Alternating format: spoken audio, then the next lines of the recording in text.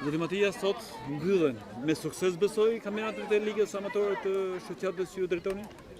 Po, sot ishte finale për ekipet e moshës U13, ishte finale mes dy ekipeve të skuadrës dhe atletikut.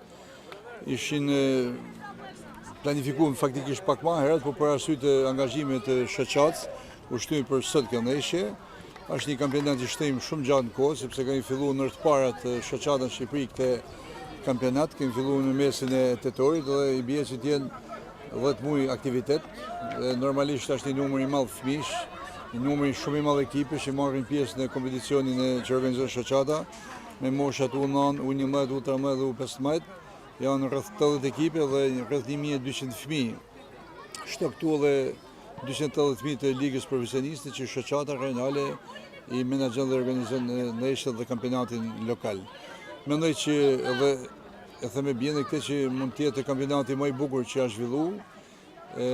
Është një kampionat jo nga niveli, sepse niveli këtyre të janë fëmijë dhe është masiviteti në planin tonë dhe të shoqatave që marrin pjesë këtu, por nga rregulli, disiplina edhe nga organizimi i ndeshjeve, sepse që nga java parë e fillimit dhe deri sot nuk kemi pas asnjë problem disiplinor, nuk kemi përcjell asnjë problem të ndeshjeve dhe të shoqatave në Komisionin e Disiplinës, dhe mendoj që jemi shoqata më fair, edhe kjo është edhe një objektiv kryesor, edhe joni dhe shoqatave tona që këto fëmijë të rriten me frymin e fair play dhe në futbollit paqësor. Kështu që ndeshja sotme ishte përfundimtare për sezonin 2024-2025, ku dolën edhe ekipet fituese, por kjo nuk është qëllimi i joni dhe as edhe i trajnerëve dhe shoqatave, që tjetë rezultati në planin e parë, por tjetë masiviteti dhe rritja sa më shumë e fëmijëve dhe kulturimi ndërmjet futbollit, kështu që pjesëmarrja e tyre në futboll është më e rëndësishme sepse gara është pak më vonë për këta sportistë kur të arrijnë ato nivelet profesioniste.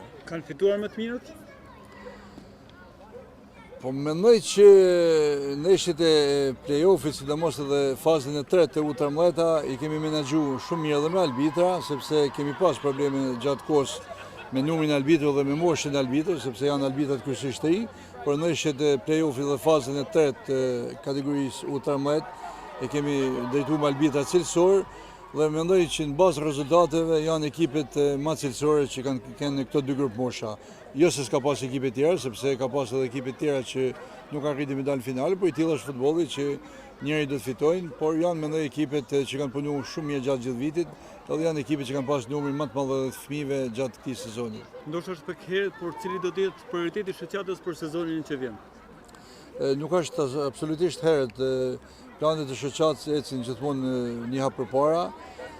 Qëllimi jonë metet gjithmonë infrastruktura. Ajo është qëllimi parësor që këto fëmijë, krahas dëshirës që kanë për futbollin, t'ju plotësojmë edhe kushtet për stëvitje dhe për ndeshje. Jemi akoma mrapa me infrastrukturën, kemi shumë probleme me fushat e stëvitjes, me fushat kur zhvillim ndeshje, dhe prandaj ky është fokusi kryesor i shoqatës tonë bashkë me federatën. Do të bëjmë ato përpjekjet tona, presionin për mirë gjithmonë të pushtetit vendor dhe qendror, që këtyre fëmijëve t'ju plotësojnë kushtet sa më të mira për stëvitje. E normalisht bashkë me këtë fokusi kryesor i jonë do mbetet rritja e numrit të fëmijëve që merren me futboll, jo vetëm djem por edhe vajza, sepse tashmë futbolli nuk është vetëm i djemve, është edhe i vajzave, prandaj janë këto dy drejtime janë për ne që të plotësojmë kushtet e infrastrukturës, rrisim cilësinë dhe të rrisim numrin e fëmijëve, djem dhe vajza që merren me sportin e futbollit. Faleminderit. Faleminderit.